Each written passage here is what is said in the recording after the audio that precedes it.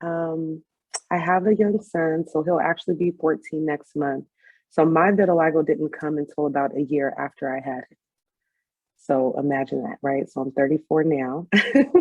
So skin was the same color for all my life, and then all of a sudden, I just started noticing little spots every now and here.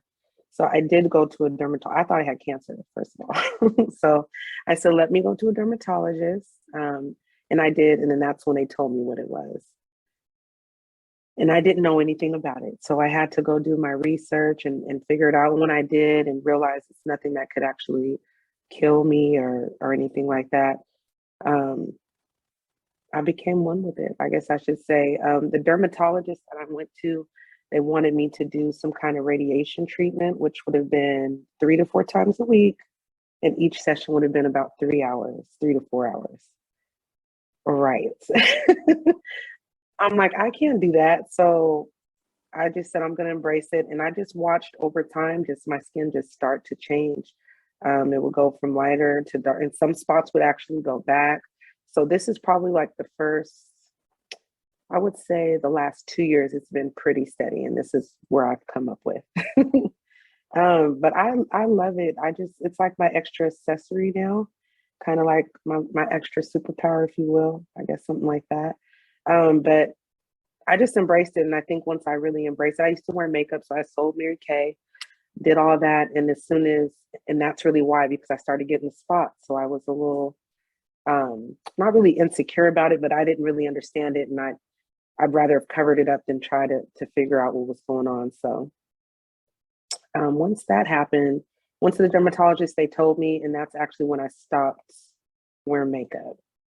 I said, yeah, well, we can't do this anymore. And then just watch the transition, the transition happen, um, which was beautiful. Yeah, I've had so many experiences. I've met so many different people, and from kids to grown-ups to old to young, just asked me questions, first of all, but also just have just told me how beautiful I am. And it's just crazy, or how I've helped them to be confident, because a lot of people follow me, things like that, and they'll tell me how I've helped them with their confidence, things like that. So those things have made me be like, I could even wear makeup right now if I wanted to.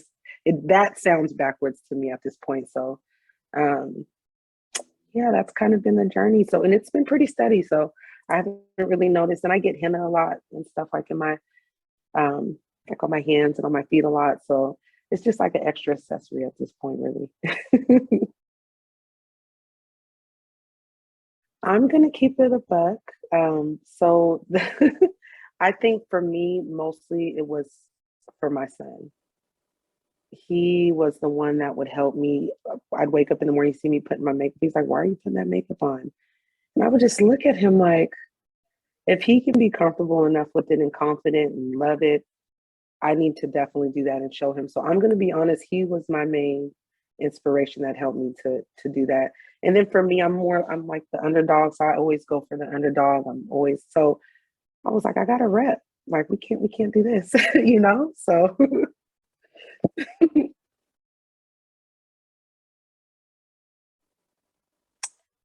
I will say mostly it's just uniquely mine. Each spot I look at, like my arms all the time. I'm really more in tune with myself more now than I was before my vitiligo came.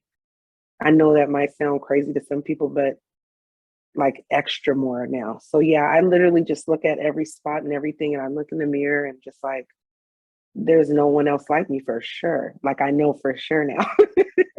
It's it. I'm the one original. So, and I have a good circle around me, good friends, good, family.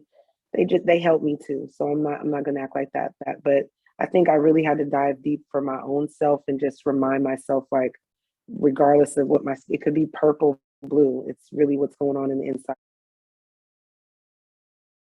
Easy for me. The most difficult part, I think, is our part, excuse me, I think is when people are questioning why I'm so confident, like I shouldn't be, because my skin. I know that sounds weird, but I have heard it so many times, like, oh my God, you're really confident. And I'm like, am I not supposed to be?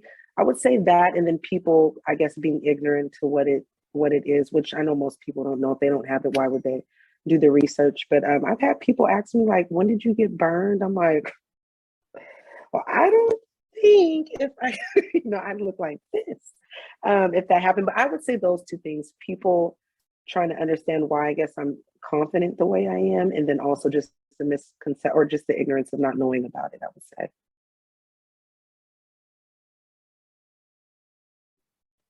Well, first of all, I tell everybody, I think everyone who has vitiligo, God gave them a little superpower, and it's just up to us to use it or not. So that's like kind of my little saying and what I say. But um, just that the skin really doesn't matter. I mean, honestly, the beauty, especially where we're at now, all that fades. So I would just tell people to just, if you know somebody with vitiligo, just know that they're dope, and you might want to dive in and see how they really are and really feel, because a lot of people are like, how can you just, you walk around and you're still so happy? And it's like, it's not, it's a part of me, it's not who I am, I guess, if that makes sense.